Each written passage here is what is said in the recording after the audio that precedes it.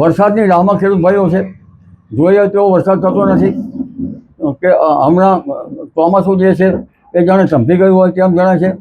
મુંબઈમાં ભારે વરસાદ છે, પરંતુ હવે ધીરે ધીરે એમજીઓની દસ્તક જુલાઈમાં ઇન્ડોનેશિયા વગેરે ભાગોમાં જતાં બંગાળ ઉપસાગર સક્રિય થવાની શક્યતા રહે છે, જેના કારણે બંગાળ ઉપસાગરના ભેજના કારણે લગભગ ઉત્તર ગુજરાતના ભાગો, મધ્ય ગુજરાતના ભાગો, મહીસાગરના ભાગો અને પંચમહાલના ભાગોમાં વરસાદ થવાની શક્યતા રહે છે. અમદાવાદ, ગાંધીનગરના ભાગોમાં પણ વરસાદ થવાની શક્યતા રહે છે. કોઈ ભાગમાં ભારેથી અતિભારે વરસાદ થવાની શક્યતા રહે છે. ઉત્તર ગુજરાતના ભાગોમાં પણ વરસાદ થવાની શક્યતા રહે છે. સાબરકાંઠાના ભાગોમાં પણ વરસાદ થવાની શક્યતા રહે છે. અરવલ્લીના ભાગોમાં પણ વરસાદ થવાની શક્યતા રહે છે. કોઈ ભાગમાં ભારે તો કોઈ ભાગમાં અતિભારે વરસાદ થવાની શક્યતા રહે છે.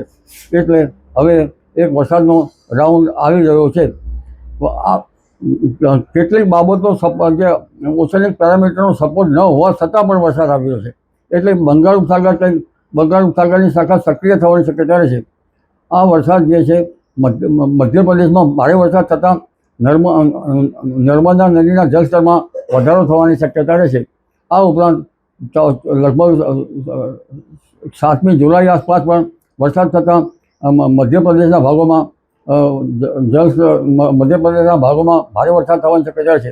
આ ઉપરાંત તારીખ 16મી જુલાઈમાં પણ વરસાદ થવાની શક્યતા રહેતા મધ્યપ્રદેશ સુધીમાં ત્યાંની અસર થતાં એમપીના વરસાદથી